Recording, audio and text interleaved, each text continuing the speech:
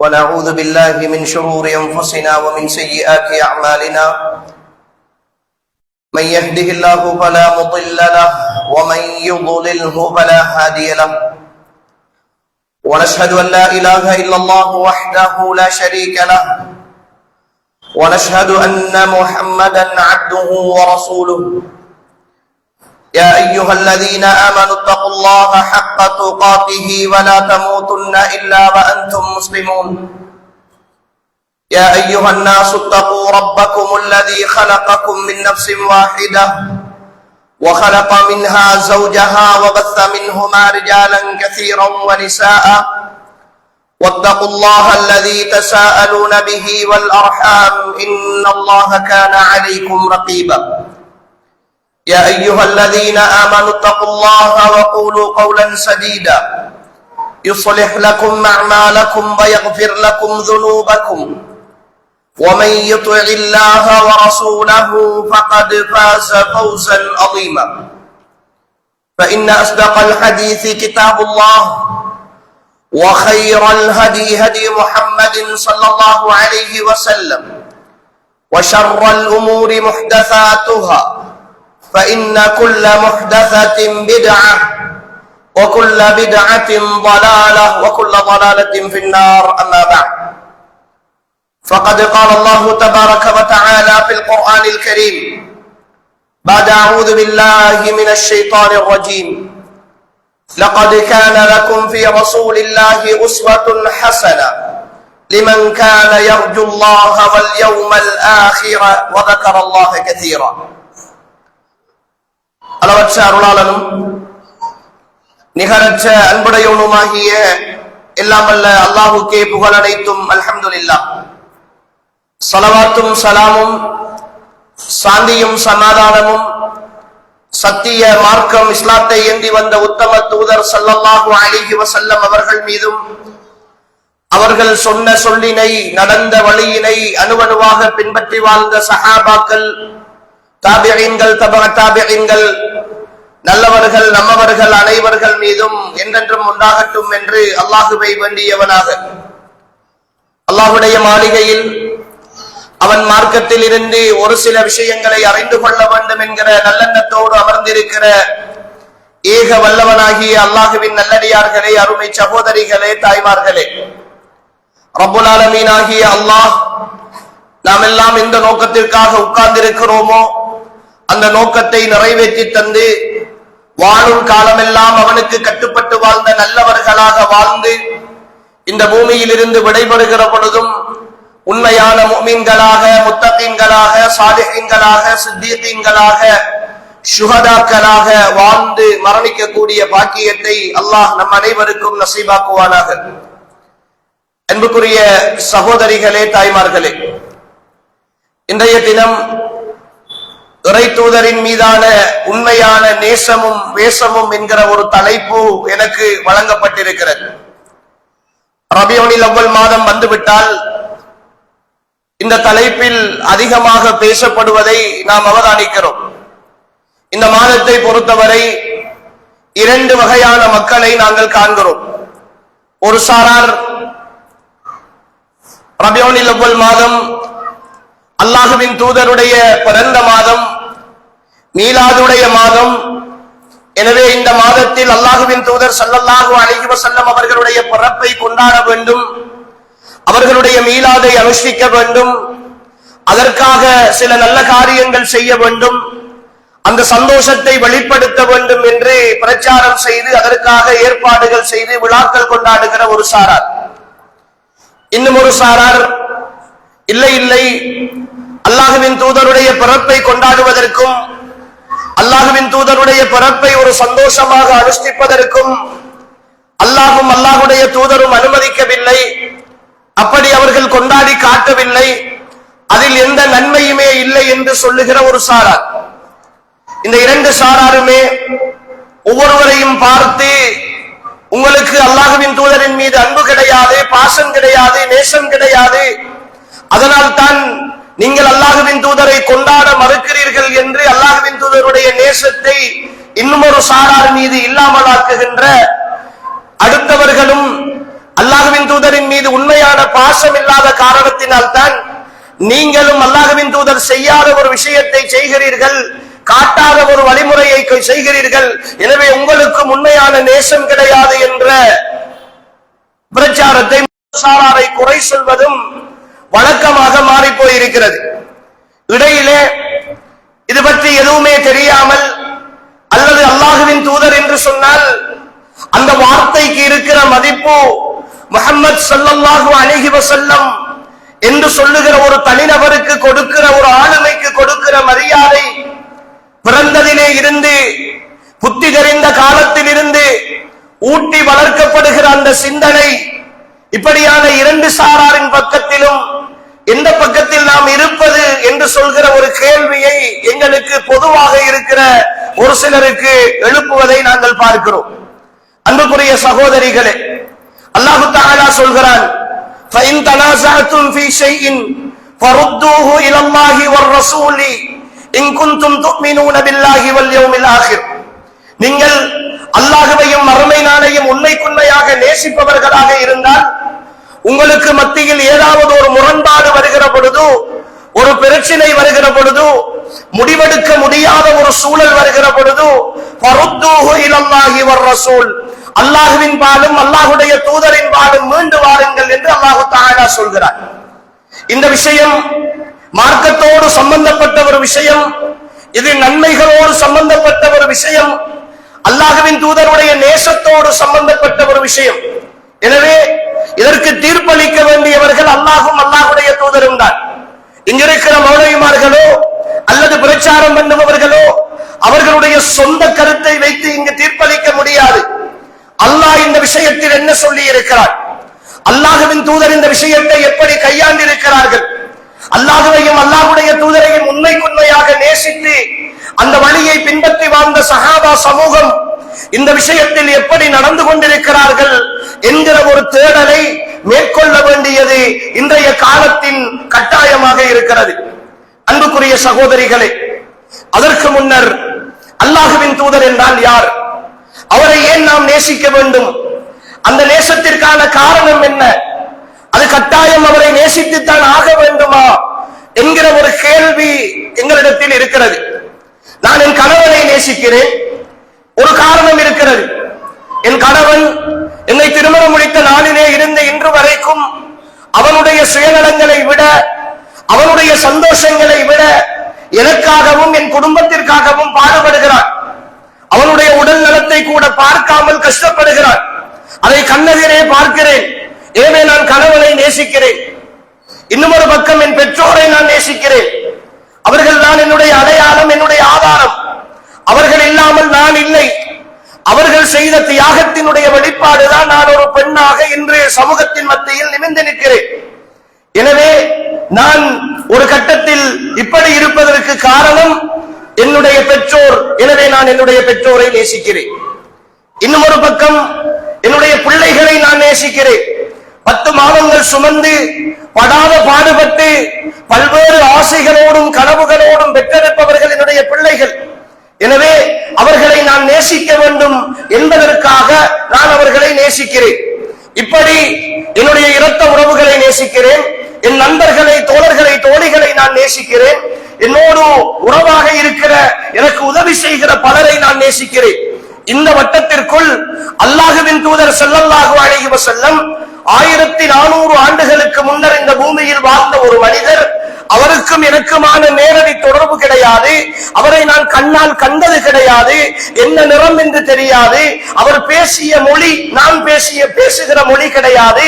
அவருடைய நடவடிக்கைகளை எல்லாம் நான் நேரடியாக பார்த்தது கிடையாது. எனக்கோ என்னுடைய குடும்பத்திற்கோ அவர் நேரடியான எந்த உதவிகளும் செய்தது கிடையாது. இப்படி இருக்கையில் ஏன் நான் அவரை நேசிக்க வேண்டும், இந்த நேசம் எதற்காக இருக்க வேண்டும் என்கிற ஒரு கேள்வியை அன்புக்குரிய சகோதரிகளே நாம் எல்லோரும் முதலாவது உள்ளத்திலே எழுப்பி பார்க்க வேண்டும். அன்புக்குரிய சகோதரிகளே, தாய்மார்களே, முஹம்மது ஸல்லல்லாஹு அலைஹி வஸல்லம் அறியாமை இருள் சூழ்ந்த ஒரு ஜாஹிலிய சமுதாயத்தின் மத்தியில் இந்த உலகமே இருண்டு போயிருந்த ஒரு காலத்தில் ஒழுக்கம், பண்பாடு, நடைமுறைகள், தலைமைத்துவங்கள், கட்டுப்பாடுகள் எல்லாமே வீழ்ச்சியுற்று போயிருந்த ஒரு ஜாஹிலிய சமூகத்தின் மத்தியில் தான் அல்லாஹ்வின் தூதர் ஸல்லல்லாஹு அலைஹி வஸல்லம் என்று சொல்கிற ஒரு ஆளுமை இந்த பூமியில் அவதரிக்கிறார்கள். அப்துல்லா, ஆமினா என்று சொல்லுகிற ஒரு தாய் தந்தையர்களுக்கு பிறக்கிற பொழுதே தந்தையினுடைய முகம் காணாத அனாதையாக பிறந்து 6 வருடங்கள் கழிகிற பொழுது தாயையும் இழந்து சொல்லிக் கொள்வதற்கு தாய் தந்தை இல்லாத ஒருவராக 8 வயது வரைக்கும் அப்துல் முத்தலிப் பாட்டனாருடைய பராமரிப்பு, அதற்கு பிறகு தன்னுடைய சிறிய தந்தை அபூ தாலிபுடைய பராமரிப்பு. அந்த காலப்பகுதியில் 8 வயது 9 வயது சிறுவனாக இருக்கிற பொழுதே ஒரு குழந்தை தொழிலாளியாக தன்னுடைய சமுதாயத்தினுடைய ஆடுகளை எடுத்துக்கொண்டு மலையடிவாரத்திலே மேய்த்து வந்து அதன் மூலமாக வருகிற சிறு தொகையை வைத்து தன்னுடைய சிறிய தந்தைக்கும் உதவி செய்து கொண்டு தானும் தன்னுடைய குடும்ப செலவை பொறுப்பேற்றுக் கொண்டு 8 வயதிலிருந்து வளருகிற ஒரு தொழிலாளியாக வளருகிறார்கள். அல்லாஹ்வின் தூதர் ஸல்லல்லாஹு அலைஹி வஸல்லம் எந்த ஒரு வழிகாட்டியும் கிடையாது, யாரும் தட்டி கேட்பதற்கு கிடையாது, பாடசாலைக்கு போனது கிடையாது, கல்வி அறிவினுடைய வாசம் கிடையாது. ஆனால் ஒழுக்கம், பண்பாடு என்று சொல்லுகிற அத்தனை விஷயங்களிலும் அன்றைய ஜாஹிலிய சமூகத்தின் மிக பெரும் முன்மாதிரியாக திகழ்கிறார்கள். அல் அமீன், அஸ்ஸாதிக் என்று சொல்லுகிற உயர்ந்த அந்தஸ்துள்ள பட்டங்களோடு அந்த சமுதாயத்தில் காணவே கிடைக்காத பண்புகளோடு அல்லாஹ்வின் தூதர் ஸல்லல்லாஹு அலைஹி வஸல்லம் வளர்ந்து வருகிறார்கள். 20-25 வயது வாலிபராக மாறுகிற பொழுது ஒரு வியாபாரியாக பரிணமிக்கிறார்கள். தனக்கு சொத்து கிடையாது, தனக்கு வசதி கிடையாது.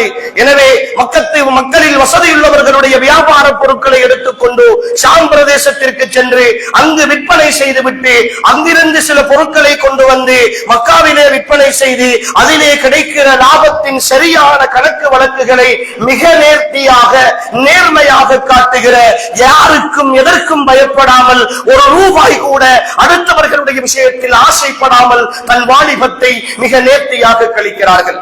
அதனுடைய விளைவு அல்லாஹ்வின் தூதர் ஸல்லல்லாஹு அலைஹி வஸல்லம் என்று சொல்லுகிற ஆளுமை கதீஜா என்று சொல்லுகிற மக்காவினுடைய சீமாட்டியை கவருகிறது. அவர்கள் திருமணம் முடிக்கிறார்கள். இந்த திருமண வாழ்க்கைக்கு பின்னரும் கூட மிக தூய்மையாக வாழுகிறார்கள். அவர்களுடைய அந்த தூய்மையும் நேர்மையும் அந்த காலத்து மக்களுடைய வாழ்க்கை முறையை பார்த்து யோசிக்க செய்கிறது.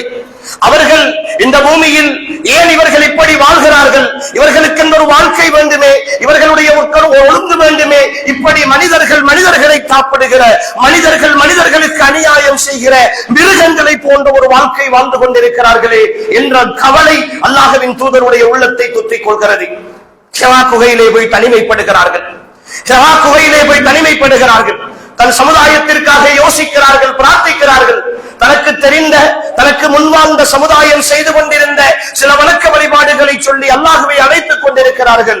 40வது வயது இந்த சமுதாயத்தை சீர்திருத்துகிற ஒரு உன்னதமான பணியை, நுபுவத் என்று சொல்லுகிற ஒரு பொறுப்பை அல்லாஹு தஆலா பெருமானார் ஸல்லல்லாஹு அலைஹி வஸல்லம் அவர்களுக்கு கொடுக்கிறார். 23 ஆண்டு காலம் தன்னலமற்ற ஒரு பயணம். இந்த சமுதாயத்தை மீட்டெடுக்க வேண்டும் என்பதற்கான ஒரு பெரும் புரட்சி. இந்த பூமியில் எந்த சமுதாயம் ஒழுக்கத்தையும் பண்பாட்டையும் தொலைத்து வாழ்ந்ததோ அந்த சமுதாயத்தின் மத்தியில் தன்னந்தனியாக வந்து நிற்கிறார்கள் ரசூல் ஸல்லல்லாஹு அலைஹி வஸல்லம்.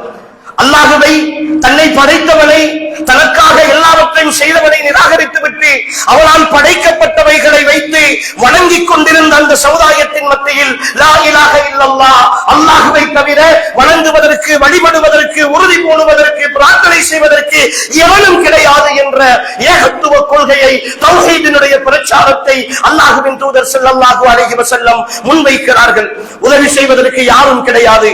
எதிர்த்து நிற்பதே ஒரு பெரும் அரசாங்கத்தை, ஒரு பெரும் தலைவர்களை, தன்னுடைய சமுதாயத்தை அடக்கி ஆண்டு கொண்டிருந்த அபூ ஜஹல் போன்ற பெரும் தலைமைத்துவங்களை தன்னந்தனியாக எதிர்த்து நிற்கிறார்கள் ஸல்லல்லாஹு அலைஹி வஸல்லம்.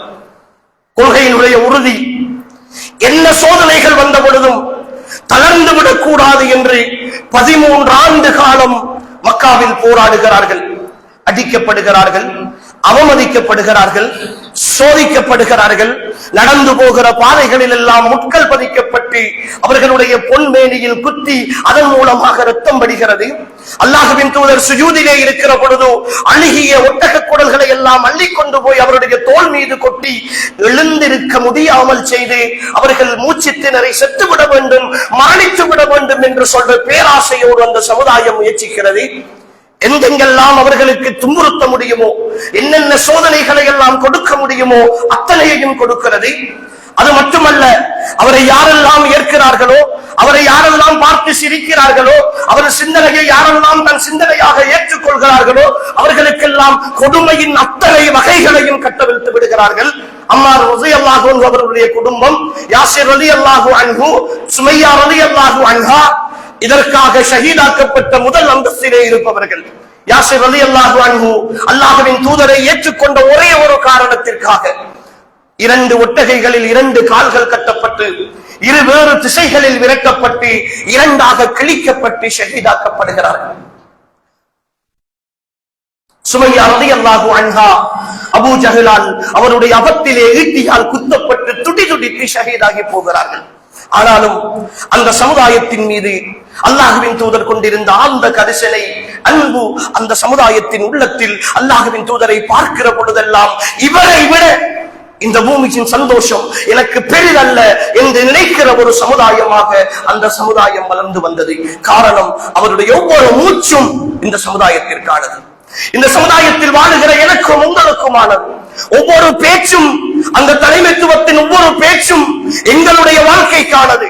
கொள்கையை யாருக்காகவும் விட்டுக் கொடுக்கவில்லை, என்ன பிரச்சனை வந்த பொழுதும் தளர்ந்து போகவில்லை, உறுதியோடு இருக்கிறார்கள். ஸல்லல்லாஹு அலைஹி வஸல்லம் விலை பேசி பார்க்கிறார்கள், பெண்களை கொடுத்து பார்க்கிறார்கள், பொருளாதாரத்தை கொடுத்து பார்க்கிறார்கள், அசரவில்லை அல்லாஹ்வின் தூதர் ஸல்லல்லாஹு அலைஹி வஸல்லம். இந்த ஒழுக்க வீழ்ச்சியில் இருந்து இந்த சமுதாயத்தை மீட்டெடுக்க வேண்டும் என்கிற உன்னதமான பயணத்தில் உயிர் துடிப்போடு செயற்படுகிறார்கள் எம் தலைவர் முஹம்மது ஸல்லல்லாஹு அலைஹி வஸல்லம். வாழுகிற வாழ்க்கையில் மிக தூய்மை, கொடுத்த வாக்கை காப்பாற்றுவதில் அவருக்கு நிகர் அவர் ஒன்றுதான். தான் வாழ்ந்த காலத்தில் யாருக்கும் தன் சொந்த தேவைக்காக அநீதம் செய்தது கிடையாது, யாரை பார்த்தும் கடுகடுத்து பேசியது கிடையாது, யாரோடும் கோபப்பட்டது கிடையாது, யாருக்கும் அநியாயம் செய்ய வேண்டும் என்று நினைத்தது கிடையாது. இன்றைய அரசியல் தலைவர்களை போல உள்ளொன்று வைத்துக் கொண்டு புறமொன்று பேசுகிற தலைவராக அல்லாஹ்வின் தூதர் இருந்தது கிடையாது. அந்த சமுதாயம் அல்லாஹ்வின் தூதரை கொஞ்சம் கொஞ்சமாக உள்வாங்கியது, தனக்காக வாழ வந்த ஒரு தலைவராக நினைத்தது. இன்று கட்சிகளின் பெயரால், இயக்கங்களின் பெயரால், அமைப்புகளின் பெயரால் பிரிந்து கிடக்கிற ஈமானிய சமுதாயத்தில் ஒவ்வொருவரும் அவரவருடைய கட்சியின் தலைவரை தோள் மீது சுமக்கிற பொழுது, அவர்களுக்காக பாட்டுகள் போட்டு பரவசப்படுகிற பொழுது, அவர்கள்தான் தங்களுடைய வாழ்க்கையின் பெரும் சொத்துக்களாக நினைத்து அவர்களுக்காக எதையும் செய்வேன் என்று சொல்லி பாடுபடுகிற பொழுது, தனக்காகவே தன் வாழ்க்கையை ஒட்டுமொத்தமாக அர்ப்பணித்த அந்த தூய்மையான பரிசுத்தமான தலைவரை அந்த சமுதாயம் கொஞ்சம் கொஞ்சமாக உள்வாங்க ஆரம்பிக்கிறது, ஏற்றுக்கொள்கிறது. எந்த அளவுக்கு அந்த சமுதாயம் அல்லாஹ்வின் தூதரை நேசிக்கிறது தெரியுமா? குபைப் ரலியல்லாஹு அன்ஹு கழுத்திலே தூக்கு கயிறு, மக்கத்து காவிர்கள் எல்லாம் வளைத்து நிற்கிறார்கள், பெரும் தலைவர்கள், தூக்கு கயிறு கழுத்திலே போடப்பட்டிருக்கிறது, தூக்கு மேடையிலே நிற்கிறார்கள். ஒரே ஒரு நொடிதான், கட்டளை பறந்தால் தூக்கு கயிறு இழுக்கப்படும், அவர்கள் தூக்கிலே தொங்கி ஷஹீதாகி விடுவார்கள் என்கிற நிலை. அபூ ஜஹல் முன்னே வருகிறான், குபைபே, இதோ இந்த சந்தர்ப்பத்தில் உன்னிடத்தில் நான் கேட்கிறேன், இந்த இடத்தில் முஹம்மது ஸல்லல்லாஹு அலைஹி வஸல்லம் அவர்களை கொண்டு வந்து வைத்து அவருடைய கழுத்திலே தூக்கு கயிறை மாட்டிவிட்டு உன்னை நாங்கள் விடுதலை செய்து வீட்டுக்கு அனுப்பினால் அதன் மூலமாக நீ சந்தோஷம் அடைவாயா என்று கேட்கிறான் அபூ ஜஹல். அல்லாஹ்வின் தூதரை ஆழமாக நேசித்த அந்த சமுதாயத்தின் மத்தியில் கேட்கிற கேள்வி அல்ல இது, அன்பின் வெளிப்பாடு. அல்லாஹ்வின் தூதரை எதிர்த்து அத்தனை பக்கத்து குறைஷி தலைவர்கள் முன்னே நிற்கிறார்கள். குபைப் ரலியல்லாஹு அன்ஹு ஒற்றை வார்த்தையில் பதில் சொல்லுகிறார்கள், அபூ ஜஹலே, அல்லாஹ்வின் தூதரை இந்த இடத்திற்கு நீ கொண்டு வர வேண்டும் என்பதல்ல, என்னை நீ விடுதலை செய்துவிட்டு என் கழுத்தில் இருக்கிற இந்த தூக்கு கயிறை நீ கலட்டிவிட்டு அல்லாஹ்வின் தூதருடைய வீட்டுக்கு நீ போய் உன் கையிலே ஒரு முள்ளை கொண்டு போய் அல்லாஹ்வின் தூதர் வீட்டிலே இருக்கிற பொழுது பொழுது அவருடைய காலிலே குத்துவதை கூட நான் விரும்ப மாட்டேன் என்கிறார்கள் ஹுபைப் ரலியல்லாஹு அன்ஹு. அல்லாஹ்வின் தூதரை அந்த சமுதாயம் அப்படித்தான் ஆழமாக விசுவாசித்தது, ஆழமாக நேசித்தது. அல்லாஹ்வின் தூதருக்கு ஒன்று என்றால் தாங்க முடியாத ஒரு தலைவராக அல்லாஹ்வின் தூதரை அவர்கள் பார்க்கிறார்கள். நபி அவர்களும் அப்படித்தான் அந்த சமுதாயத்தின் மீது அன்பு காட்டுகிறார்கள், அந்த சமுதாயத்தை அரவணைக்கிறார்கள். தன்னை ஏற்றுக்கொண்டார்கள் என்பதற்காக அவர்களுடைய அடிமைகளாக அல்லாஹ்வின் தூதர் நடத்தவில்லை. அவர்கள் எதை சொன்னாலும் கேட்பார்கள் என்பதற்காக தன் வீட்டு தேவைகளையும் தன் சொந்த தேவைகளுக்காகவும் தன்னுடைய தோழர்களை அல்லாஹ்வின் தூதர் பயன்படுத்தவில்லை. எல்லா சமயங்களிலும் எல்லா மார்க்கங்களிலும் மார்க்கத்தை போதிப்பவர்கள் தனக்கு கீழுள்ளவர்களை சிஷியர்களாக அடிமைகளாக நடத்தி கொண்டிருந்த பொழுது தன்னுடைய இருந்தவர்களை தன்னுடைய சஹாபாக்கள், அஸ்ஹாபி, என்னுடைய தோழர்கள் என்று அழைத்தார்கள் அல்லாஹ்வின் தூதர் ஸல்லல்லாஹு அலைஹி வஸல்லம். அந்த பண்பாடுதான் அந்த சமுதாயத்தை அல்லாஹ்வின் தூதருக்கு முன்னால் அடிபணிய வைத்தது. அல்லாஹ்வின் தூதருடைய வார்த்தைக்காக காத்திருந்தது அந்த சமுதாயம். 13 ஆண்டுகள் மக்காவினுடைய பயணம். அந்த பயணத்தின் வெளிப்பாடாக மக்காவிலே இருந்து மதீனாவுக்கு அகதியாக உடுத்த உடையோடு ஹிஜ்ரத் துரத்தப்படுகிறார்கள் ஸல்லல்லாஹு அலைஹி வஸல்லம். அசரவில்லை. என்னதான் துறந்தாலும் என்னதான் இருந்தாலும் தான் நேசித்த பூமி, தான் ஓடி ஆடிய பூமி, 53 ஆண்டு காலங்கள் வியாபார தேவைகளுக்காக அன்றி வேறு தேவைகளுக்காக மக்கா நகரத்தை விட்டு அல்லாஹ்வின் தூதர் வெளியே போனது கிடையாது. ஆனால் இந்த கொள்கைக்காக துரத்தப்படுகிறார்கள், இந்த சிந்தனைக்காக துரத்தப்படுகிறார்கள், இந்த சமுதாய எழுச்சிக்காக துரத்தப்படுகிறார்கள், இந்த சமுதாயத்தை அழிவிலே இருந்து மீட்க வேண்டும் என்கிற இந்த முயற்சிக்காக துரத்தப்படுகிறார்கள். மக்காவே, உன்னை நான் மிக அதிகமாக நேசிக்கிறேன், என்னுடைய சமுதாயம் என்னை விட்டும் உன்னை துரத்தவில்லை என்றிருந்தால் இந்த மக்கா நகரத்தை விட்டும் நான் வெளியேறி சென்றிருக்க மாட்டேன் என்ற வாசகத்தோடு அல்லாஹ்வின் தூதர் ஸல்லல்லாஹு அலைஹி வஸல்லம் மக்கா நகரத்திலே இருந்து மதீனா நகரத்திற்கு வெளியேறி போகிறார்கள். அன்புக்குரிய சகோதரிகளே, அந்த பயணம் கூட அல்லாஹ்வின் தூதரின் தோழர் அபூபக்கர் சித்திக் ரலியல்லாஹு அன்ஹு அவர்கள் அல்லாஹ்வின் தூதரை நேசித்த அன்பின் வெளிப்பாடான ஒரு பயணம் அது. இரவின் தனிமையில், பகலின் தனிமையில், இரவின் இருளில் யாருடைய துணையும் இல்லாமல் தன் தோழர் அழைக்கிறார் என்கிற ஒரே காரணத்திற்காக அல்லாஹுவை மட்டும் நம்பி அபூபக்கர் சித்திக் ரலியல்லாஹு அன்ஹு அவர்கள் அவரோடு புறப்பட்டு போகிறார்கள். போகிற பயணத்தில் கூட அல்லாஹ்வின் தூதருக்கு எதுவும் நடந்துவிடக் கூடாது என்கிற பாசத்தின் வெளிப்பாடு அல்லாஹ்வின் தூதர் ஸல்லல்லாஹு அலைஹி வஸல்லம் அவர்களை பாதுகாக்கிற முயற்சியில் அபூபக்கர் ரலியல்லாஹு அன்ஹு அவர்கள் எடுத்துக்கொண்ட பிரயத்தனங்கள் தனி ஒரு தலைப்பாக பேச வேண்டியவை. அல்லாஹ்வின் தூதருடைய மதீனா பயணம் மக்கா பயணத்தின் மக்கா வாழ்க்கைக்கு மாற்றமான ஒரு சமுதாயத்தை அங்கு உருவாக்குகிறது. அல்லாஹ்வின் தூதர் ஒரு ஜனாதிபதியாக மாறுகிறார்கள், ஒரு சமுதாயத்தின் சாம்ராஜ்யத்தின் தலைவராக மாறுகிறார்கள். அது அவர் உருவாக்கிய சாம்ராஜ்யம். அவரை எதிர்த்து கேள்வி கேட்க அங்கு யாரும் கிடையாது, எதிர்கட்சிகள் அங்கு கிடையாது. அவர் போட்டதே சட்டம், அவர் சொன்னதே சாசனம். அங்கு அவர் சொல்லிவிட்டால் அந்த வார்த்தைக்கு மறு வார்த்தை பேச அந்த சமுதாயம் கிடையாது. ஆனாலும் அந்த சமுதாயத்தின் மத்தியில் வாழ்ந்த ஒரு தனித்துவமான தலைவர் தன் வாழ்க்கையில் தனக்காக என்று ஒரு ரூபாய் கூட சேமித்தது கிடையாது, ஒரு தீனார் ஒரு திர்ஹம் கூட சேமித்தது கிடையாது.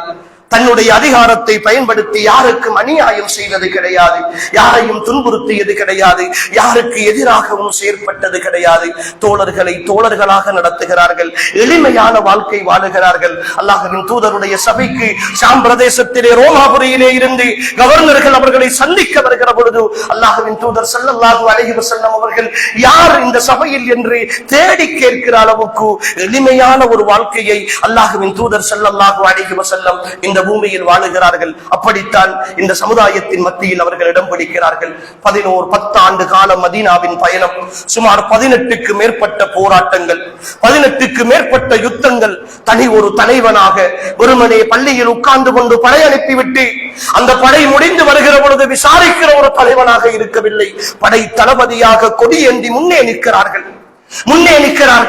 அல்லாஹ்வின் தூதரை தாண்டி தான் அடுத்த தோழர்களுக்கு முன்னால் போக முடியும் என்கிற ஒரு வீரத்தின் அடையாளம் அல்லாஹ்வின் தூதர் ஸல்லல்லாஹு அலைஹி வஸல்லம். அன்புக்குரிய சகோதரிகளே, வரலாறு நெடுகில் அப்படி ஒரு மனிதனை காண முடியாது.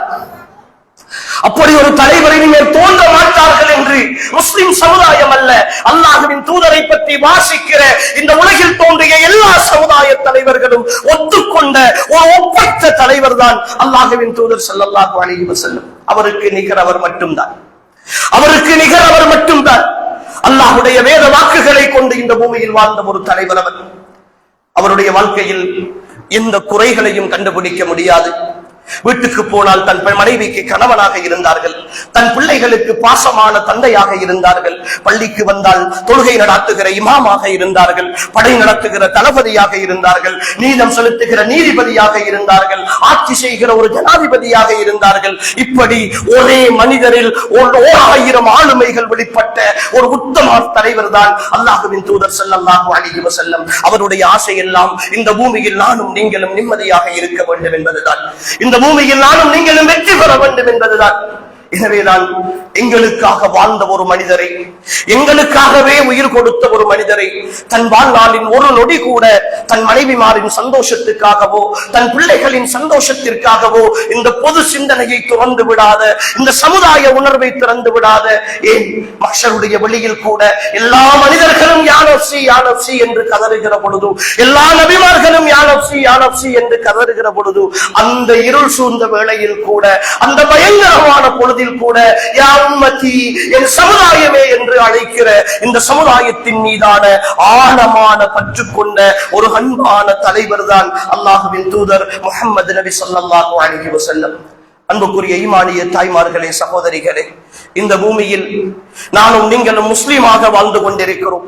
அல்லாஹுவை தவிர வேறு யாருக்கும் சுஜூது செய்து விடக்கூடாது, சிரம்பணிந்து விடக்கூடாது என்ற ஒரு வாழ்க்கையை வாழ்ந்து கொண்டிருக்கிறோம் என்றால் அந்த வாழ்க்கையினுடைய ஆதாரம், அடிப்படை அல்லாஹுவின் தூதர் என்ற எம் தலைவர் தான். அவரை நேசித்தல் தான் இந்த ஈமானுடைய அடிப்படை.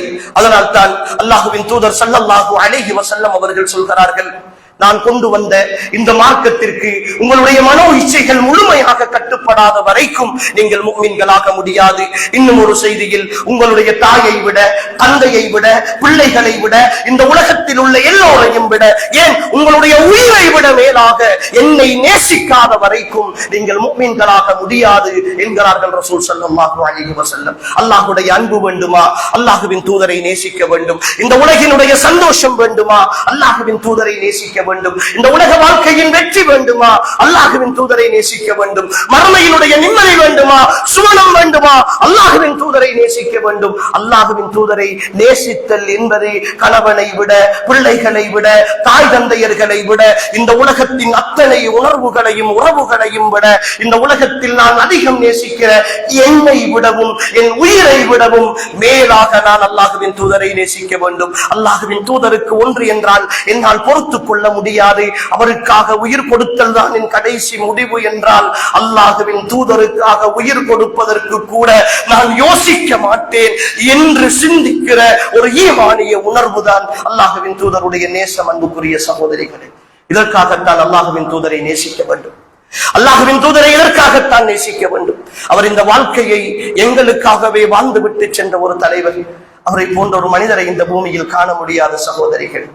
அப்படி ஒரு தலைவரை நேசிக்காதவன் ஒரு மனிதனாகவே இருக்க முடியாது. அவன் மிருகமாக மட்டும்தான் இருக்க முடியும். அவன் பண்பாடற்றவனாக மட்டும்தான் இருக்க முடியும். அதனால் தான் எவ்வளவு மோசமான ஒரு மனிதனாக இருந்தாலும் கூட, ஒரு குடிகாரனாக இருந்தாலும், ஒரு போதைக்காரனாக இருந்தாலும், ஒரு விபச்சாரம் செய்பவனாக இருந்தாலும், அவனுக்கு முன்னே ஒரு ஈமான் என்கிற ஒரு கொஞ்சம் அவனுடைய உள்ளத்தில் இருக்கு, ஒரு சொட்டு இருக்குமாக இருந்தாலும் ரசூலுல்லாவை பற்றி ஒரு வார்த்தை குறைவாக பேசி பாருங்கள், அவன் கோபப்படுவான், ஆத்திரப்படுவான். அது இந்த ஈமானிய ரோஷம், இது இந்த ஈமானிய உணர்வு. அன்புக்குரிய சகோதரிகளே, இந்த உணர்வோடுதான் நானும் நீங்களும் இருக்கிறோம். இந்த சிந்தனையோடுதான் ரபியுல் அவ்வலை ஒவ்வொரு வருடமும் சந்திக்கிறோம். அப்படி என்றால் ஏன் நாம் மீலாதுகள் கூடாது என்கிறோம்? ஏன் மீலாது விழாக்கள் கொண்டாடக்கூடாது என்கிறோம்? அல்லாஹ்வின் தூதரின் பிறப்பை சந்தோஷமாக இந்த அகிலத்தாருக்குரிய அருள்கொடையாக, ஒரு ரஹ்மத்தாகத்தான் நபியே உங்களை நாங்கள் இறக்கி இருக்கிறோம் என்று, அனுப்பி இருக்கிறோம் என்று அல்லாஹ் சொல்லுகிற அந்த அருளை ஏன் நாம் கொண்டாடக்கூடாது என்று சொல்கிறோம்? அன்புக்குரிய சகோதரிகளே, இங்குதான் நாம் கொஞ்சம் நிதானப்பட வேண்டும். அல்லாஹ்வின் தூதரை நேசித்தல் என்றால் அந்த நேசத்தினுடைய அடையாளம் என்ன? அந்த நேசத்தினுடைய அடையாளம் என்ன?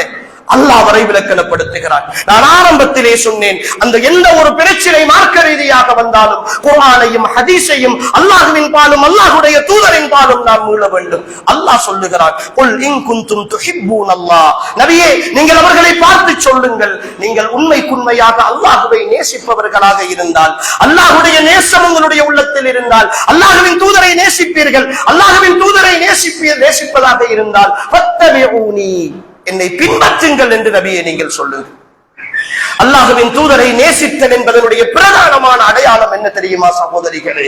அல்லாஹ்வின் தூதரை பின்பற்றுதல் என்பதுதான். யுஹ்பிபுகுமுல்லாஹ், அப்படி நீங்கள் பின்பற்றினால் தான் அல்லாஹ் உங்களை நேசிப்பான். வயக்ஃபிர் லக்கும் துனூபக்கும், உங்களுடைய பாவங்களை அல்லாஹ் மன்னிப்பான். அல்லாஹ்வின் தூதரை பின்பற்ற வேண்டும். இப்பொழுது விடயத்திற்கு வருவோம் அன்புக்குரிய சகோதரிகள். ரசூல் ஸல்லல்லாஹு அலைஹி வஸல்லம், நான் சொன்ன அந்த சமுதாயத்தின் சஹாபா சமுதாயத்தின் மிக பெரும் ஒரு, நானும் நீங்களும் நேசிப்பதை போல சஹாபாக்கள் ரசூலுல்லாவை நேசிக்கவில்லை. அல்லாஹ்வின் தூதர் ஸல்லல்லாஹு அலைஹி வஸல்லம் அவர்களுடைய படை ஒரு யுத்தம் கலைந்து வருகிறார்கள்.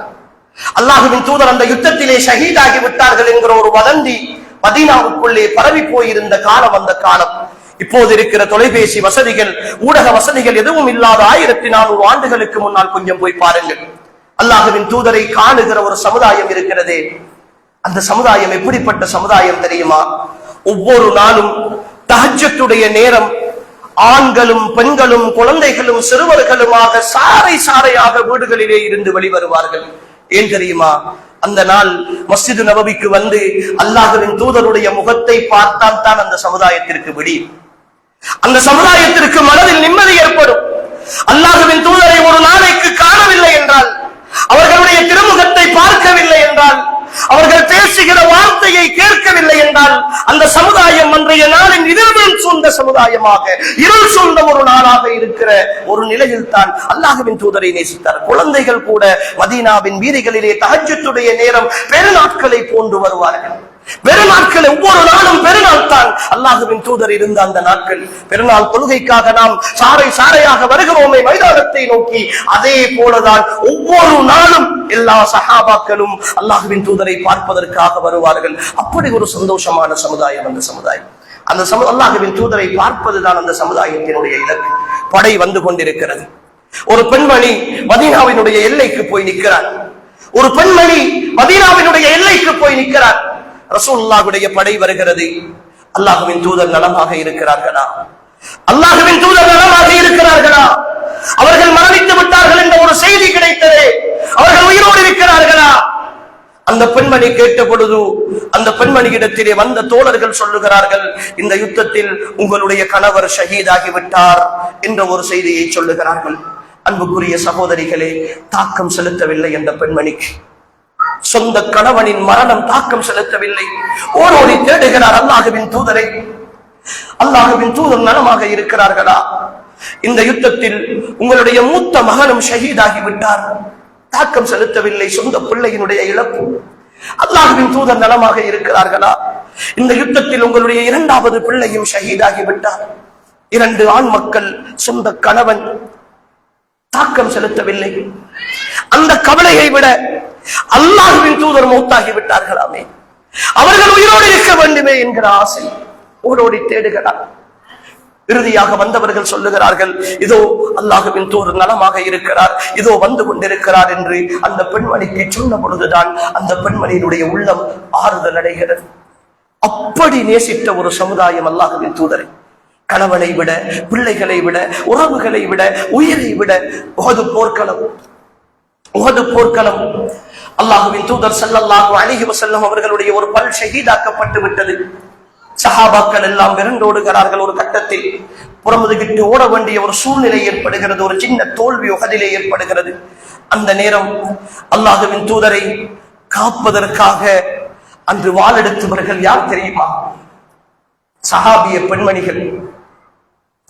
எங்களை தாண்டித்தான் அல்லாஹ்வின் தூதரை கொல்ல வேண்டும் என்று சொல்லி அல்லாஹ்வின் தூதரின் மீது கொண்டிருந்த அபரிமிதமான அன்பு, அல்லாஹ்வின் தூதரை தன்னுடைய உயிரை கொடுத்து காப்பதற்கு முன் வந்தார்கள் சஹாபிய பெண்மணிகள்.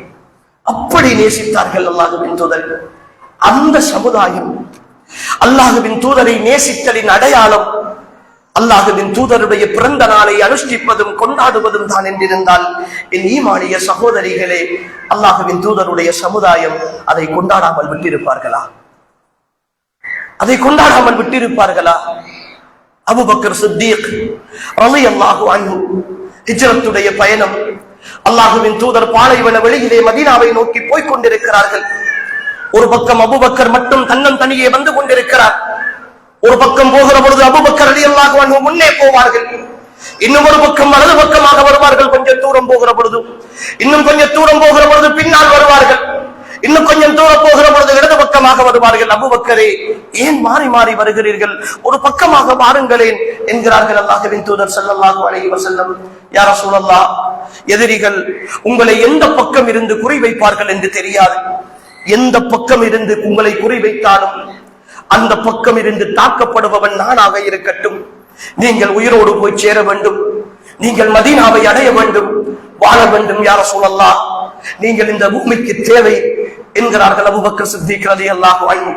அப்படி நேசித்தார்கள் அல்லாஹ்வின் தூதரை, அப்படி உள்வாங்கினார்கள் அல்லாஹ்வின் தூதரை. அப்படி உள்வாங்கிய ஒரு சமுதாயத்திற்கு அல்லாஹ்வின் தூதருடைய பிறந்த நாளை கொண்டாட வேண்டும், மீலாது விழாவை கொண்டாட வேண்டும், மதீனாவை சந்தோஷமாக வைக்க வேண்டும் என்று தெரியாமல் போய்விட்டதா சகோதரிகள்? தெரியாமல் போய்விட்டதா? இத்தனை விஷயங்களில் அல்லாஹ்வின் தூதரை பின்பற்றுகிற ஒரு சமுதாயத்திற்கு அல்லாஹ்வின் தூதரை சந்தோஷப்படுத்துதல் தான் அந்த சமுதாயத்தினுடைய இலக்கு. ஒவ்வொரு வார்த்தையின் பொழுதும் என் தாயும் தந்தையும் உங்களுக்கு அர்ப்பணமாகட்டும் யா ரசூலல்லாஹ், என் தாயும் தந்தையும் என் பிள்ளைகளும் உங்களுக்கு அர்ப்பணமாகட்டும் யா ரசூலல்லாஹ் என்று வார்த்தைக்கு வார்த்தை சொன்னவர்கள் அந்த தோழர்கள். அவர்கள் அல்லாஹ்வின் தூதரை சந்தோஷப்படுத்துவதற்காக வரலாற்றில் ஒரு தடவையாவது ரசூலுல்லாஹ்வுடைய பிறந்த நாளை கொண்டாடினார்களா? அப்படி என்றால் அவர்களுக்கு இல்லாத அன்பும் மரியாதையும் பாசமும் எங்களுக்கு எங்கிருந்து வந்தது சகோதரிகள்? எங்கிருந்து வந்தது? இதைத்தானே நாங்கள் சொல்லுகிறோம், இதற்காகத்தானே சொல்லுகிறோம். அப்படி என்றால் அல்லாஹ் ஹபீபுல்லாஹ் இந்த உலகத்தில் மிக நேசித்த ஒரு மனிதர் அல்லாஹ்வின் தூதர் ஸல்லல்லாஹு அலைஹி வஸல்லம். குர்ஆனின் ஒட்டுமொத்த வசனங்களிலும் அரசுடைய ரஹ்மான் ஒரு மனிதரை புகழ்ந்து பேசுகிறான் என்றால், அவர் வாழுகிற காலத்தில் ஒரு மனிதரை புகழ்ந்து பேசுகிறான் என்றால் அது அல்லாஹ்வின் தூதர் ஸல்லல்லாஹு அலைஹி வஸல்லம் அவர்களை தான். இன்னக லஅலா ஹுலுகின் அஸீம், நபியே நீங்கள் மகத்தான நற்குணத்தில் இருக்கிறீர்கள் என்று அரசுடைய ரஹ்மான் புகழ்ந்து பேசுகிறார். அவர் 50வது வயதில் மனைவியையும் இழந்து தன்னுடைய சாட்சா அபூ தாலிபையும் இழந்த நேரம் அவர் கவலையை ஆற்றுவதற்காக மிஅராஜுடைய பயணம் தன்னளவிலே எடுத்துக் கொள்கிறான். அல்லாஹ் விண்ணுலக யாத்திரைக்கு அவரை அழைத்துத்தான் அவருடைய கவலைக்கு ஆறுதல் கொடுக்கிறான். அல்லாஹ் அவ்வளவு நேசித்தான் அல்லாஹ்வின் தூதர் ஸல்லல்லாஹு அலைஹி வஸல்லம் அவர்களை. ரப்புல் ஆலமீன் ஆகிய அல்லாஹ் அந்த ரப்பு அவருடைய பிறந்த நாளை கணித்து இந்த நாளில் என் தூதரை நீங்கள் சந்தோஷப்படுத்துவதற்காக இன்னென்ன காரியங்களை செய்யுங்கள் என்று ஏன் சகோதரிகளே அந்த நாளில் கட்டளையிடவில்லை? இத்தனை கட்டளைகளையும் விட்ட அல்லாஹ், இத்தனை விஷயங்களையும் சுன்னத்தாக்கிய கடமையாக்கிய அல்லாஹ் ஏன் மீலாது விழாவை ஒற்றை வார்த்தையில் கடமையாக்கி இருக்கலாமே? ஒரு குர்ஆனுடைய வசனத்தை இறக்கி கடமையாக்கி இருக்கலாமே? அல்லது அதை கொண்டாட வேண்டும் என்ற ஒரு வழக்கமாக ஆக்கி இருக்கலாமே? அப்படி ஆக்கவில்லை என்றால் அன்புக்குரிய சகோதரிகளே, அதில் நன்மை இல்லை என்றுதானே அர்த்தம், அதில் நன்மை இல்லை என்றுதானே அர்த்தம். எனவேதான் இன்றைய காலத்தின் மீலாதுகள் கொண்டாடப்படுவது அல்லாஹ்வின் தூதருடைய நேசத்தின் வெளிப்பாடுகள் அல்ல. நேசம் என்பது உண்மையாக நேசித்த சஹாபாக்கள் எப்படி அல்லாஹ்வின் தூதரை கொண்டாடினார்களோ அப்படி கொண்டாட வேண்டும். வாழ்க்கையின் ஒவ்வொரு அம்சங்களிலும் கொண்டாட வேண்டும். எங்களுடைய திருமண வீடுகள் அல்லாஹ்வின் தூதர் இருக்கிறார்களா? எங்களுடைய ஜனாசா வீடுகள் அல்லாஹ்வின் தூதர் இருக்கிறார்களா? எங்கள் ஒவ்வொருவருடைய சொந்த வாழ்க்கை அல்லாஹ்வின் தூதருக்கு என்ன முக்கியத்துவம் இருக்கிறது? என்னுடைய பேச்சில், நம்பிக்கையில், நடைமுறையில், நாணயத்தில் அல்லாஹ்வின் தூதர் இருக்கிறார்களா? பரவான தொழுகைகளை தொழுகிறேன், சுன்னத்து தொழுவதற்கு நேரம் இருக்கிற மீது அன்பு வைத்த ஒரு பெண்ணான் என்று சொல்லி நான் விட்டுட்டு போன சந்தர்ப்பங்கள் இல்லையா? விட்டு கடந்து போன நேரங்கள் இல்லையா? அப்படி என்றால் அல்லாஹ்வின் தூதரை வாழ்வியலின் எல்லா அம்சங்களிலும் புறக்கணித்து விட்டு ரபியுல் அவ்வலில் மட்டும் நான் நேசத்தை வெளிப்படுத்தி விட்டால் இந்த நேசம் வேஷமா, உண்மையான நேசமா? அன்புக்குரிய சகோதரிகளே, இன்னும் ஒரு பக்கம் அன்புக்குரிய சகோதரிகளே, இந்த ரபியுல் அவ்வல் வந்துவிட்டால் அல்லாஹ்வின் தூதருடைய மீலாதை பிறப்பை பற்றி பேசுகிறோமே, இன்னும் ஒரு பக்க இருண்ட வரலாறு இருக்கிறது தெரியுமா? அல்லாஹ்வின் தூதர் ஸல்லல்லாஹு அலைஹி வஸல்லம் இந்த பூமியில் பிறக்கிற பொழுது நபியாக பிறக்கவில்லை. மக்காவிலே ஆமினா என்ற ஒரு பெண்மணிக்கும் அப்துல்லா என்று சொல்லுகிற ஒரு மகனுக்கும் ஒரு பிள்ளையாகத்தான் ரசூல் ஸல்லல்லாஹு அலைஹி வஸல்லம் அவர்கள் பிறந்தார்கள். அவர்களை ஒரு தீர்க்க தரிசியாக இந்த பூமி அந்த நேரம் ஏற்றுக்கொள்ளவில்லை. சாதாரண ஒரு மனிதராகத்தான் அல்லாஹ்வின் தூதரை பார்த்தது. அதனால் தான் அல்லாஹ்வின் தூதர் பிறந்த பொழுது சில அற்புதங்கள் நடந்ததாக வரலாறுகள் சொன்னாலும் அவை பற்றி யாரும் பெரிதாக எடுத்துக் கொள்ளவில்லை. அல்லாஹ்வின் தூதர் ஸல்லல்லாஹு அலைஹி வஸல்லம் அவர்கள் வளர்ந்து 40வது வயதை அடைகிற வரைக்கும் தான் ஒரு நபி என்று அல்லாஹ்வின் தூதருக்கு தெரியாது. தெரிந்திருந்தால் ஹிரா குகையிலே ஜிப்ரீல் அலைஹிஸ்ஸலாம் அவர்கள் வந்து சந்திக்கிற பொழுது பயந்து நடுங்கி காய்ச்சலோடு ரசூல் ஸல்லல்லாஹு அலைஹி வஸல்லம் கதீஜா நாயகியுடைய வீட்டுக்கு வந்து ஜம்மீலூனி ஜம்மீலூனி, என்னை போர்த்துங்கள் போர்த்துங்கள் என்று கதறி இருக்க மாட்டார்கள். அல்லாஹ்வின் தூதருக்கு தெரியாது. கதீஜா நாயகி வரகத் இப்னு நௌஃபலிடத்திலே கொண்டு போய் இவர் நபி என்று உறுதிப்படுத்த வேண்டிய தேவை வந்திருக்காது. ஆனால் அல்லாஹ்வின் தூதர் ஸல்லல்லாஹு அலைஹி வஸல்லம் தன் 40வது வயதில் தான் தன்னை நபியாக உணர்ந்து கொள்கிறார்கள். ஆனால் அல்லாஹ்வின் தூதர் மரணித்த நேரம், அன்புக்குரிய சகோதரிகளே, அல்லாஹ்வின் தூதர் மரணித்த நேரம் லட்சக்கணக்கான உள்ளங்களில் ரசூலுல்லாஹ் வாழ்ந்து கொண்டிருந்தார்கள். லட்சக்கணக்கான சஹாபாக்களின் உள்ளங்களில் வாழ்ந்து கொண்டிருந்தார்கள். எல்லா குடும்பங்களிலும் ரசூலுல்லாஹ் இருந்தார்கள். மக்காவிலே மதீனாவிலே இருந்த அத்தனை முஸ்லிம்களுடைய உள்ளங்களிலும் இல்லங்களிலும் ரசூலுல்லாஹ் இருந்தார்கள். ஹுனைனுடைய யுத்தம், அல்லாஹ்வின் தூதர் ஸல்லல்லாஹு அலைஹி வஸல்லம் அவர்கள் யுத்தத்தில் கிடைத்த கனிமத்து பொருட்களை பங்கு வைத்துக் கொண்டிருக்கிறார்கள். இடையிலே இருந்த ஒரு சில குழப்பவாதிகள் ஒரு வதந்தியை பரப்பி விடுகிறார்கள். ரசூலுல்லாஹ் ஹுனைனில் கிடைத்த வெற்றி பொருட்களை எல்லாம் மக்கா வாசிகளுக்கு அதிகமாக கொடுக்கிறார்கள், மதீனா வாசிகளை அன்சாரிகளை புறக்கணித்து விட்டார்கள் என்கிற ஒரு வதந்தி கிடைப்புகிறது. ரசூல் ஸல்லல்லாஹு அலைஹி வஸல்லம் அவர்களிடத்தில் மதீனத்து தோழர்கள் வருகிறார்கள். யா ரசூலல்லாஹ், நாங்கள் உங்களை அப்படி நினைக்கவில்லை, ஆனாலும் சில மக்கள் பேசிக் கொள்கிறார்கள் என்று சொன்ன பொழுது அல்லாஹ்வின் தூதர் ஸல்லல்லாஹு அலைஹி வஸல்லம் மதீனா வாசிகளை பார்த்து ஒரு கேள்வி கேட்கிறார்கள். இதோ இந்த மக்கா வெற்றியில் கிடைத்த, இந்த ஹுனைனின் யுத்தத்தில் கிடைத்த இந்த கனிமத்து பொருட்கள் உங்களுக்கு முக்கியமா அல்லது நான் உங்களுக்கு முக்கியமா? இதோ இந்த மக்காவாசிகளுக்கு நான் கொடுத்து விட்டு நான் உங்களோடு மதீனாவுக்கு வருவதாக முடிவெடுத்திருக்கிறேன். ஏனென்றால் மக்கா வெற்றியின் பிறகு ரசூலுல்லாஹ் மக்காவில் இருப்பார்களா மதீனாவில் இருப்பார்களா, அவருடைய சொந்த வீட்டிலே தங்கி விடுவார்களோ என்கிற ஒரு பயம் மதீனத்து சஹாபாக்களுக்கு இருந்தது. அல்லாஹ்வின் தூதர் ஒரு வாக்குறுதி கொடுக்கிறார்கள். அப்பொழுதுதான் சஹாபாக்கள் சொல்கிறார்கள், யா ரசூலல்லாஹ், இந்த உலகத்தின் அத்தனை சொத்துக்களையும் விட, இந்த உலகத்தின் அத்தனை பொருளாதாரங்களையும் விட நீங்கள் எங்களோடு இருப்பதைத்தான் யா ரசூலல்லாஹ் விரும்புகிறோம், எங்களோடு வந்து விடுங்கள் என்கிறார்கள். அப்படி நேசித்த ஒரு சமுதாயம். அல்லாஹ்வின் தூதர் மரணித்து விட்டார்கள் என்கிற செய்தி, அந்த செய்தி கேட்ட பொழுது நாங்கள் எல்லாம் வரலாற்றிலே வீரத்தின் அடையாளம் என்று சொன்னால் சஹாபாக்களில் என் கண் முன்னே வருவது உமர் ரலியல்லாஹு அன்ஹு அவருடைய பெயர் தான். உமர் ரலியல்லாஹு அன்ஹு மக்காவிலே இருந்து மதீனத்து காலம் வரைக்கும் கடந்து கொண்ட எல்லா யுத்தங்களிலும் அவர்களுடைய வீரத்தை வெளிப்படுத்திய ஒரு தோழர். எல்லா சஹாபாக்களும் மக்காவிலே இருந்து மதீனாவுக்கு ஒளித்தொழித்து பயந்து பயந்து அல்லாஹ்வின் தூதரை நோக்கி போய்கொண்டிருந்த பொழுது உமர் வருகிறார், கஅபத்துல்லாஹுக்கு வருகிறார். மக்கத்து குறைஷி காபிர்கள் எல்லாம் புடைசூழ இருக்கிறார்கள். கையிலே வாளை எடுக்கிறார். இதோ உமர் இப்னுல் கத்தாப், கத்தாபுடைய மகன் உமர், அல்லாஹ்வின் தூதரை நோக்கி மதீனாவுக்கு போகிறேன். உங்களில் மனைவிமாரை விதவைகளாக்க விரும்புகிறவர்கள், பிள்ளைகளை அனாதைகளாக்க விரும்புகிறவர்கள், பெற்றோரை பிள்ளைகளற்றவர்களாக்க விரும்புகிறவர்கள் என்னை பின்தொடர்ந்து வரலாம் என்று விட்டு போகிறார்கள். உமர் ரலியல்லாஹு அன்ஹு தைரியம், அவ்வளவு தைரியம். உமரை தொடர்ந்து யாரும் வரவில்லை, உமரை தொடர்ந்து யாரும் வரவில்லை.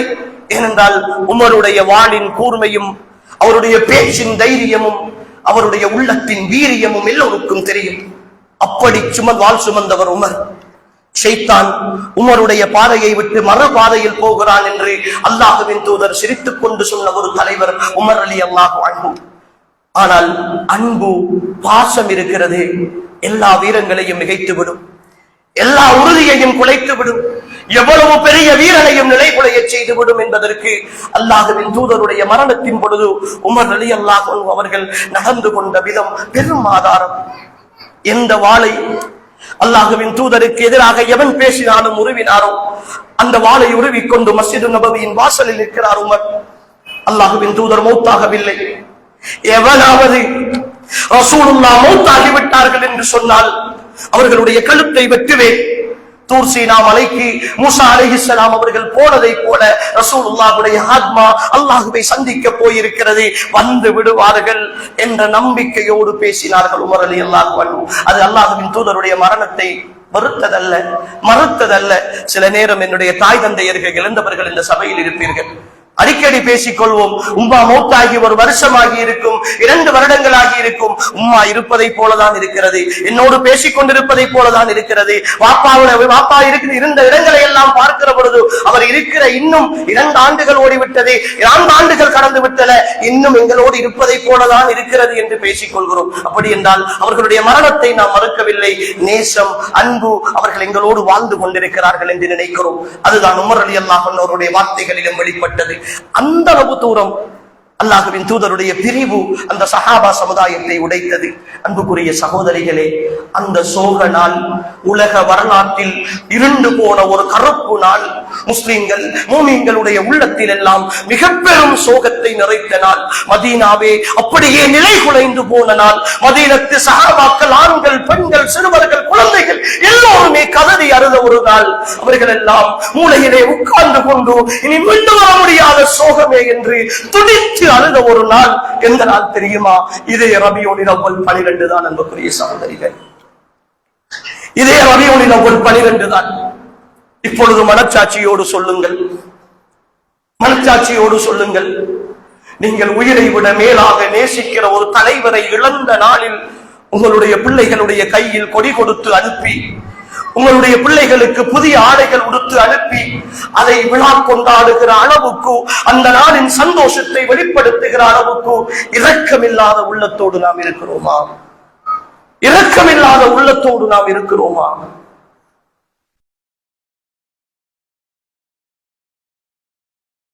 எங்களுக்கு அல்லாஹ்வின் தூதரை கொண்டாடக்கூடாது என்பது அர்த்தமல்ல. அன்புக்குரியவர்களே, மீலாது விழாக்கள் அல்லாஹ்வின் தூதருடைய ஒரு வார்த்தையில் என் பிறந்த நாளை கொண்டாடுங்கள் என்று சொன்னிருந்தால் கோடிக்கணக்காக வேணும் செலவழித்து கொண்டாடுகிற சமுதாயமாக நாம் தான் இருந்திருப்போம். ஆனால் அந்த தலைவரை இழந்த நாளில் எங்களால் சந்தோஷமாக இருக்க முடியவில்லை, எங்களால் அன்பை பகிர்ந்து கொள்ள முடியவில்லை. துடித்து போகிறோம். என் பிள்ளை மௌத்தாகிய நாளை, என் பாப்பா மௌத்தாகிய நாளை, என் உம்மா மௌத்தாகிய நாளை நான் ஒரு சந்தோஷமான நாளாக கொண்டாடுவேனா? என் வீட்டில் நான் புத்தாடைகள் உடுத்து கொண்டாடுவேனா? என் வீட்டு பிள்ளைகளுக்கு நான் புதிய உணவு சமைத்து கொடுத்து கொண்டாடுவேனா? இந்த உலகின் சாதாரண அன்புகளை எல்லாம் மிகைத்திருக்கிற என் தூதரின் ஈமானிய அன்பு, அந்த தூதர் மரணித்த ஒரு நாளில் நான் கொண்டாட வேண்டும், சந்தோஷப்பட வேண்டும் என்று நினைக்கிறேனே. அந்த நாளில் என் பிள்ளைகள் கையில் கொடி கொடுத்து அனுப்ப வேண்டும் என்று நினைக்கிறேனே. அந்த நாளில் என் பிள்ளைகளை புத்தாடை உடுக்க வேண்டும் என்று நினைக்கிறேனே. அந்த நாளின் சந்தோஷம் தான் வாழ்க்கையின் சந்தோஷம் என்று கருதுகிறேனே. மனச்சாட்சி இல்லையா? உறுத்தவில்லையா ஈமான்?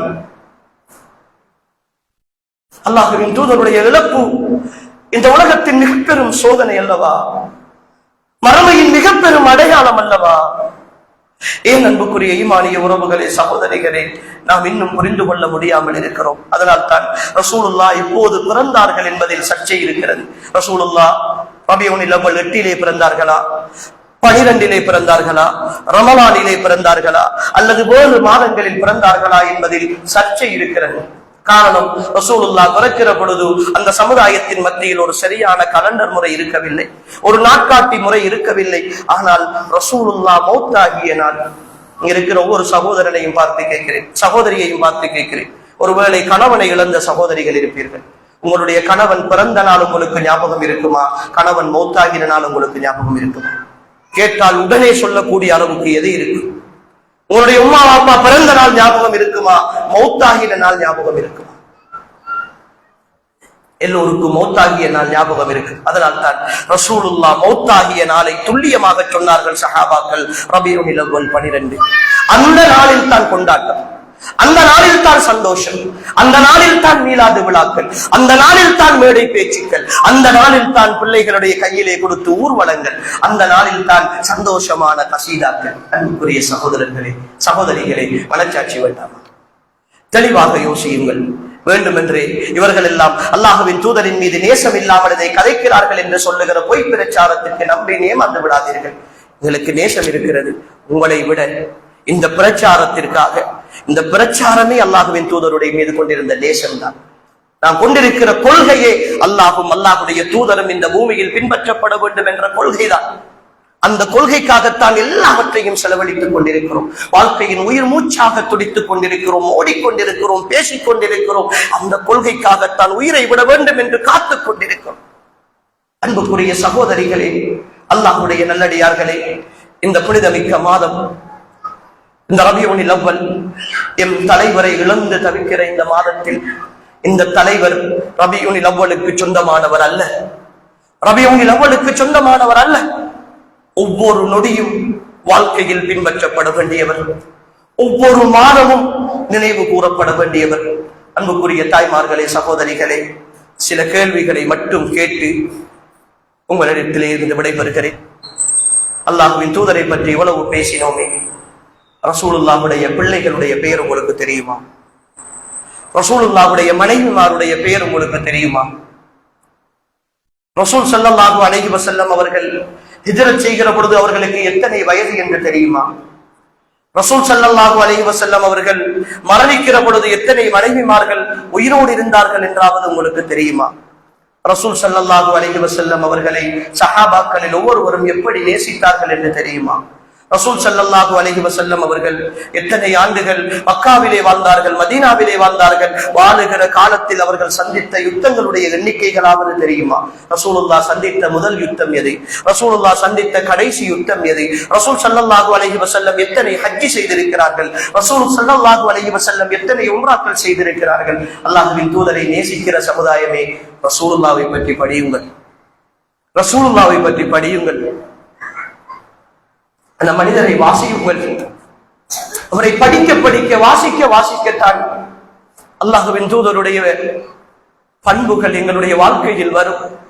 அல்லிமு அவுலாதக்கும் மஹப்பத ரசூலில்லாஹ், அல்லாஹ்வின் தூதருடைய அன்பை உங்களுடைய பிள்ளைகளுக்கு சொல்லிக் கொடுங்கள். என்னை விட, தாயாகிய என்னை விட, தந்தையாகிய என்னுடைய கணவரை விட, உன் உடன் பிறந்த சகோதர சகோதரிகளை விட, உன் உயிரை விட மேலாக நீ ரசூலுல்லாவை நேசிக்க வேண்டும் என்று சின்ன வயசிலிருந்து சொல்லிக் கொடுங்கள். அல்லாஹ்வின் தூதருடைய பண்புகளை படித்துக் கொடுங்கள். அப்படி ஒரு மனிதர் வரலாற்றில் கிடைக்க மாட்டார். இந்த உலகின் எத்தனை முன்மாதிரிகள் தோன்றினாலும் லகத் கான லகும் ஃபீ ரசூலில்லாஹி உஸ்வத்துன் ஹஸனா, அல்லாஹ்வின் தூதரில் உங்களுக்கு அழகிய முன்மாதிரிகள் இருக்கிறது என்று அல்லாஹ் சொன்ன அந்த தெளிவான முன்மாதிரியை போல வேறொரு முன்மாதிரி கிடைக்க மாட்டார். பிள்ளைகளுக்கு சொல்லிக் கொடுங்கள். அல்லாஹ்வின் தூதரை அடிக்கடி பேசுங்கள். அல்லாஹ்வின் தூதர் ஸல்லல்லாஹு அலைஹி வஸல்லம் அவர்களுடைய வாழ்க்கை வரலாற்றை ஆதாரபூர்வமாக பேசுகிற ஒரு தமிழ் புத்தகம் இருக்கிறது. அரபு மொழியிலே இருந்து தமிழுக்கு மொழிபெயர்க்கப்பட்ட ஒரு புத்தகம். ஏதாவது உங்களுடைய பிள்ளைகள் பரீட்சைகளிலே வெற்றி பெற்றால், அல்லது ஏதாவது செய்ய வேண்டும் என்ற அன்பளிப்புகள் செய்ய வேண்டும் என்று நினைத்தால், அர்-ரஹீக்குல் மக்தூம் என்று சொல்லுகிற ஒரு புத்தகம் இருக்கிறது. ஒரு 2000-3000 ரூபாய்க்குள் வருகிற ஒரு புத்தகம். உங்களுடைய பிள்ளைகளுக்கு அந்த புத்தகத்தை அன்பளிப்பு செய்யுங்கள், வாங்கி கொடுங்கள், வீடுகளிலே வாசிக்க சொல்லுங்கள். அல்லாஹ்வின் தூதரின் வரலாற்றின் ஆரம்பம் முதல் மரணிக்கிற கடைசி நாள் வரைக்குமான வரலாற்றின் ஆதாரபூர்வமான தொகுப்பு அது. வாசிக்க சொல்லிக் கொடுங்கள், கூட இருந்து வாசியுங்கள், அவர்களுக்கு அல்லாஹ்வின் தூதரை விளங்கப்படுத்துங்கள். இதை விட, நீங்கள் கொண்டாட்டங்களில் கொடி கொடுத்து அனுப்புவதை விட, அந்த நாளில் புத்தாடைகள் அணிவதை விட, ஒவ்வொரு நாளும் அல்லாஹ்வின் தூதரை பற்றி வீடுகளில் பேசுங்கள். ஈமானிய சகோதரிகளே, அல்லாஹ்வின் தூதரை உயிரை விட மேலாக நேசிக்கிறோம் அல்லவா? கடைசியாக ஒரு 10 தடவையேனும் அல்லாஹ்வின் தூதரின் மீது நான் அமைதியாக தனிமையில் இருந்து ஸலவாத்து சொல்லி இருக்கிறேன் என்று சொல்லுகிற சகோதரிகள் இந்த சபையில் எத்தனை பேர் இருப்போம்? அன்புக்குரியவர்களே, இன்னல்லாஹ வ மலாயிகத்தஹு யுஸல்லூன அலன் நபி யா அய்யுஹல்லதீன ஆமனூ ஸல்லூ அலைஹி வ ஸல்லிமூ தஸ்லீமா. அல்லாஹ்வுடைய அமரர்களான மலக்குகளும் நபியின் மீது ஸலவாத்து சொல்கிறார்கள். ஈமான் கொண்டவர்களே, நீங்களும் ஸலவாத்தும் ஸலாமும் சொல்லுங்கள் என்று அல்லாஹ் சொல்லுகிறானே. அல்லாஹ்வின் தூதர் ஸல்லல்லாஹு அலைஹி வஸல்லம் அவர்களிடம், யா ரசூலல்லாஹ், உங்களுக்கு சலாம் சொல்வது எப்படி என்று எங்களுக்கு தெரியும், எப்படி நாம் ஸலவாத்து சொல்ல வேண்டும் என்று கேட்ட நேரம், அல்லாஹும்ம ஸல்லி அலா முஹம்மதின் வ அலா ஆலி முஹம்மத் கமா ஸல்லைத அலா இப்ராஹீம் வ அலா ஆலி இப்ராஹீம் இன்னக ஹமீதும் மஜீத். அல்லாஹும்ம பாரிக் அலா முஹம்மதின் வ அலா ஆலி முஹம்மத் கமா பாரக்த அலா இப்ராஹீம் வ அலா ஆலி இப்ராஹீம் இன்னக ஹமீதும் மஜீத். இப்படி சொல்லுங்கள் என்று சொல்லிக் கொடுத்தார்களே. ஒரு 10 தடவையேனும் இந்த மாதத்திற்குள் ஓதி இருக்கிறோமா? இந்த வருடத்திற்குள் ஓதி இருக்கிறோமா? என்ன மஹப்பத் வைத்திருக்கிறோம்? சொல்லுமா, என்ன அன்பு வைத்திருக்கிறோம்? ஒருமணி ரபியுல் அவ்வலில் கொண்டாட்டம் கொண்டாடுகிற அன்பா? தூக்கி வீசுங்கள் சகோதரிகளே, தூக்கி வீசுங்கள். அல்லாஹ்வின் தூதரின் இறந்த நாளை கொண்டாடுகிற இந்த அன்பை தூக்கி வீசுங்கள். பாடசாலைகளிலோ மதரசாக்களிலோ குர்ஆன் மதரசாக்களிலோ என் பிள்ளையை கொடிபடுத்து கொண்டு போவதற்கு அழைக்கிறார்கள் என்றால் உணர்த்து சொல்லுங்கள். என் தலைவர் மௌத்தாகிய நாளில், என் தூதரை இழந்த நாளில், என் உயிரை இழந்த நாளில் என் பிள்ளையை நான் அனுப்ப மாட்டேன், அனுமதிக்க மாட்டேன் என்று சொல்லுங்கள். அந்த தைரியம் கூட இல்லை என்றால், அந்த உணர்வு கூட இல்லை என்றால் என்ன ஈமான், என்ன நேசம் அது? ஈமானிய சகோதரிகளே, அல்லாஹ்வுக்காக சொல்லுகிறோம். அல்லாஹ்வின் தூதரை பின்பற்றுவோம் சகோதரிகளே. குடும்பத்தின் எல்லா சூழ்நிலைகளிலும், வாழ்க்கையின் எல்லா சூழ்நிலைகளிலும் அல்லாஹ்வின் தூதரை தூக்கி பிடிப்போம். அந்த தூக்கி பிடித்தல் தான் அல்லாஹ்வின் தூதரை பின்பற்றுதல் என்கிற உயர்ந்த கொடி. அந்த நேசத்தின் அடையாளம். அந்த நேசத்தை உள்ளங்களிலும் இல்லங்களிலும் விதைப்போம். வேஷத்தோடு வாழுகிற இந்த ரபியுல் அவ்வலில் மாத்திரம் வருகிற நேசத்தை உள்ளங்களில் இருந்து இல்லாமல் செய்வோம். எல்லாம் அல்லாஹ் தஆலா என்னையும் உங்களையும் பொருந்திக் கொள்வானாக. வாழும் காலம் எல்லாம் அவனுக்கு கட்டுப்பட்டவர்களாக வாழ்ந்து இந்த பூமியில் இருந்து மரணிக்கின்ற பொழுதும் உண்மையான முஃமின்களாக, முத்தகீன்களாக, சாலிஹீன்களாக, சித்தீகீன்களாக, ஷுஹதாக்களாக, அல்லாஹ்வின் தூதரை உண்மையாக நேசிக்கக்கூடிய நல்ல உத்தமர்களாக வாழ்ந்து மரணிக்கக்கூடிய பாக்கியத்தை அல்லாஹ் நம் அனைவருக்கும் நசீபாக்குவானாக. ஹாதா மா இன்தி வல் இல்மு இன்தல்லாஹ் வ ஆகிரு தஅவானா அல்ஹம்துலில்லாஹி ரப்பில் ஆலமீன். வஸ்ஸலாமு அலைக்கும் வ ரஹ்மத்துல்லாஹி வ பரகாத்துஹு.